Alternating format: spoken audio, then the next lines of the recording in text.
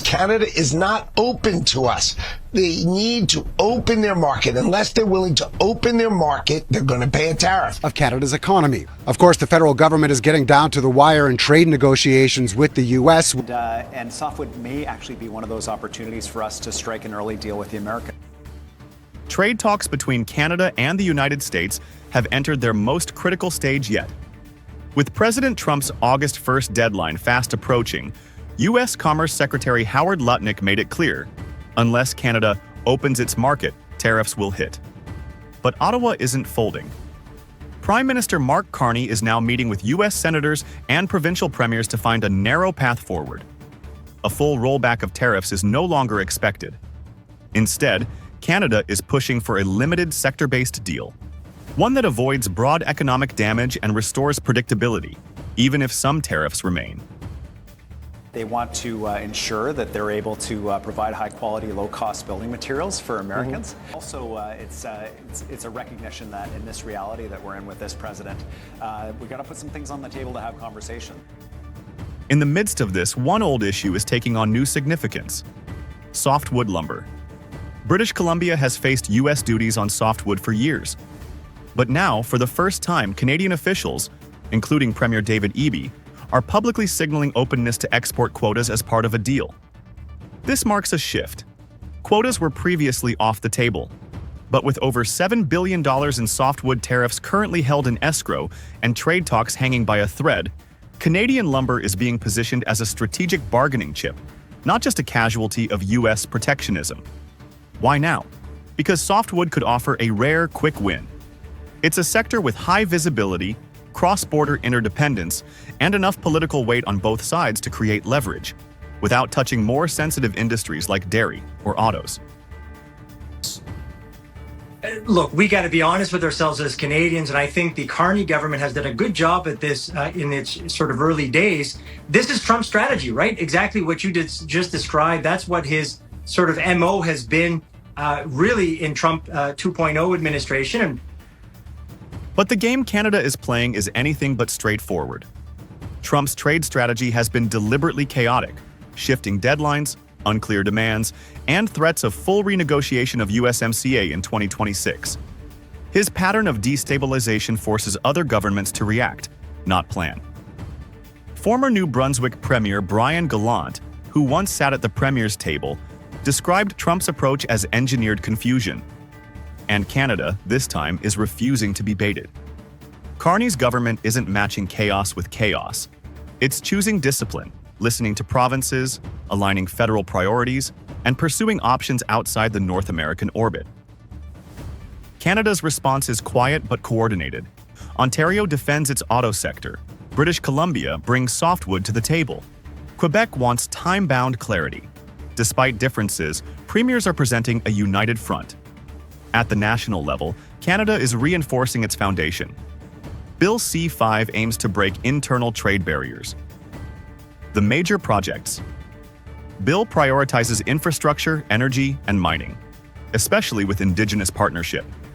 Externally, Canada is expanding its reach. From stronger ties with Mexico and the EU to renewed talks with G7 allies, the message is clear. Canada won't rely solely on Washington. Trump may still push forward with tariffs, but the cost is starting to show, not just for Canada, but for the U.S. as well.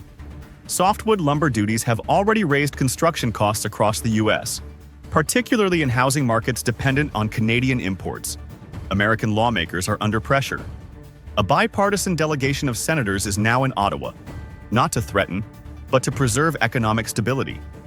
And the longer the standoff continues, the more Canadian industries accelerate their pivot away from U.S. dependency. That's the paradox. The harder Trump pushes, the more self-reliant and strategic Canada becomes. This isn't just a trade dispute, it's a stress test for policy, diplomacy, and national cohesion. Softwood lumber might not look like much, but in this moment, it represents something bigger. The ability of a country to hold its ground, make smart concessions, and defend its sovereignty without shouting. Trump's tariffs may yet land, but if they do, the blowback won't just be felt in Ottawa. It'll echo across American construction sites, congressional offices, and investor portfolios. And in the end, it may be Canada's quiet resolve, not Washington's volume, that shapes the deal.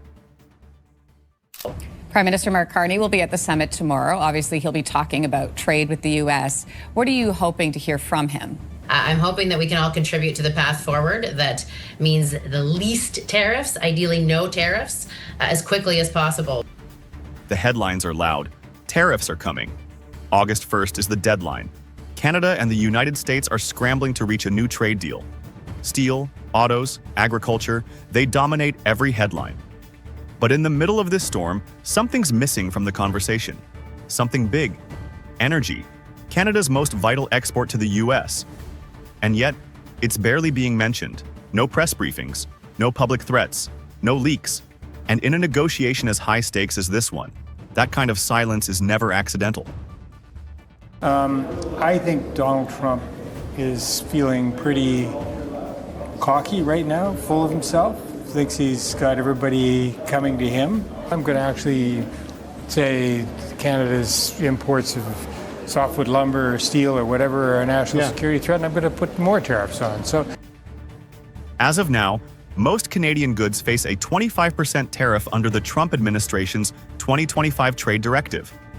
On August 1st, that could rise to 35%. But energy, including oil, uranium, LNG, and hydropower, has stayed at 10%. It's one of the few categories that hasn't been pulled into the tariff crossfire. There's been no official announcement placing energy on or off the negotiating table. And yet, both countries are acting as if it's too sensitive to touch. For now. This silence is drawing attention because it suggests something deeper. Not that energy is off limits, but that it may be too valuable to risk in early talks. If this trade fight is a high-stakes game, then energy might just be the strongest card Canada holds. And that's exactly why it isn't being played. From Washington's side, touching Canadian energy too aggressively could backfire. The United States imports nearly 95% of its uranium, with Canada as its top secure supplier. That uranium feeds the country's nuclear reactors that are about to power a surge in AI-related data centers and clean energy grids. From Ottawa's side, making energy an early bargaining chip could invite dangerous demands. The Trump administration has already pushed for more access to Canada's telecom, banking, and agriculture sectors. Why give them a reason to ask for more?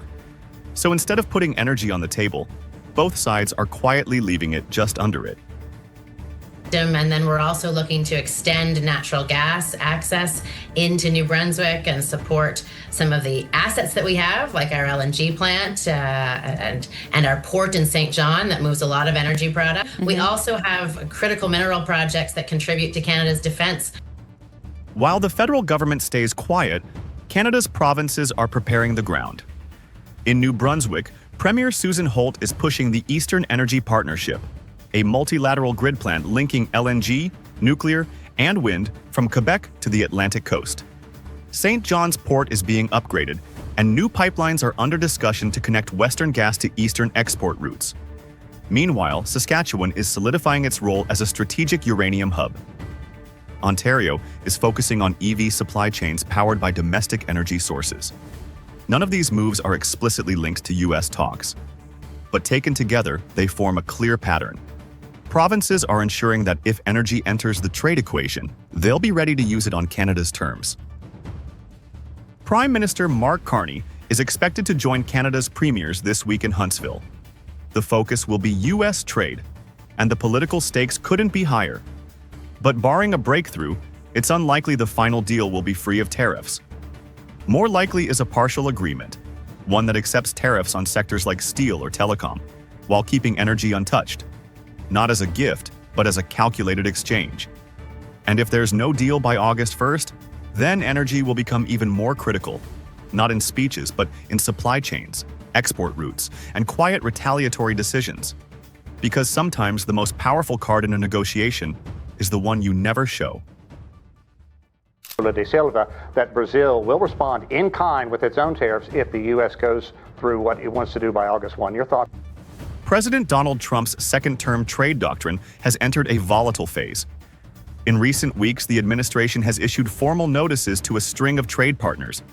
35% tariffs on Canada, 30% on Mexico, 50% on Brazil. These aren't just economic decisions. They are calculated power plays, and the world is responding. Rather than strengthening American leverage, Trump's tariff blitz is hardening resistance. Countries that once depended on U.S. trade are now coordinating responses, and in some cases, turning away altogether. We both agree that it is essential to respect the USMCA trade agreements, and we shared our experiences about the letter we received from President Trump.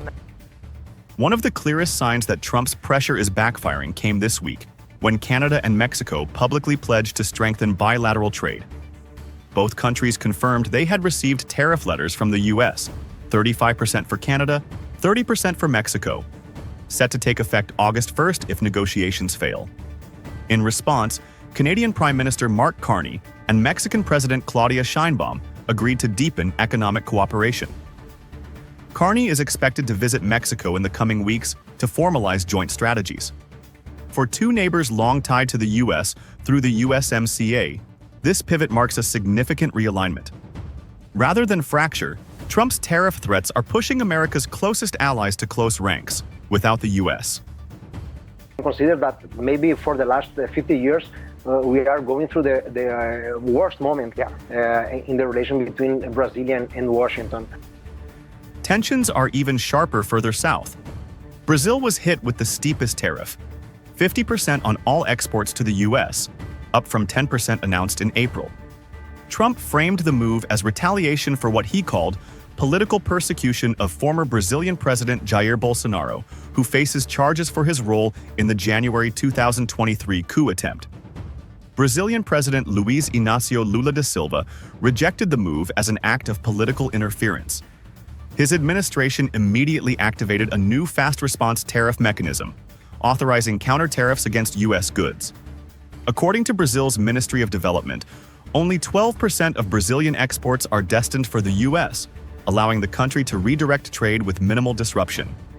The sectors affected include oil, orange juice, coffee, and steel. While the economic exposure is manageable, the diplomatic damage is real. Lula has publicly signaled a shift toward deeper ties with BRICS nations and Asian partners, a trend accelerated by Trump's moves. This is unilateralism, and it's highly personalistic. It's President Trump because he doesn't like somebody. And, and I think it has very severe implications for U.S. relations with Latin America. The ripple effects go beyond Brazil. In Colombia, relations have deteriorated rapidly after allegations emerged linking U.S. figures to an attempted political plot. Trump responded by recalling the U.S. ambassador and threatening to revoke Colombia's drug cooperation certification, a move that could cut vital aid. But instead of backing down, President Gustavo Petro has pushed back. His administration is now exploring deeper ties with BRICS institutions, including development financing outside the U.S. orbit. Across Latin America, a quiet realignment is underway. Countries are looking to diversify trade, reduce political exposure, and limit dependency on Washington. Trump's aggressive stance may be aimed at asserting dominance, but the region's reaction suggests it's having the opposite effect. I mean, is it a political failure for the Prime Minister if Canada ends up with some level of tariffs at the end of this, or is it just the reality of dealing with Donald Trump? What began as a strategy to strengthen U.S. leverage is now showing signs of unraveling. Rather than forcing deals on America's terms, the tariff campaign is driving partners together and away from Washington's orbit. Canada is no longer negotiating alone. Mexico is no longer avoiding alignment. Brazil, once neutral, is openly confronting U.S. influence. And in Europe, even close allies are preparing for long-term trade diversification.